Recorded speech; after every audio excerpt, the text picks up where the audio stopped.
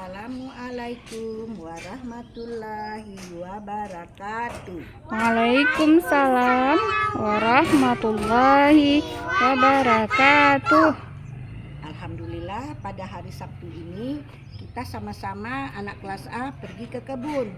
Di kebun kita melihat ada pohon melon. Sekarang pohon melonnya sudah berbuah, tinggal 2 buah lagi. Coba lihat ke depan. Boleh pegang? Coba lihat nak, coba Boleh pegang buah melonnya. Alhamdulillah boleh pegang. Ini namanya buah melon. Jadi buah melon ini rasanya enak sekali. Kalau kita minum Jadi kita buat jus. jadi jus. Kita buat jus sama-sama anaknya. Ini buah melon ini sudah 2 bulan. Iya. Siapa suka jus melon? Suka jus melon.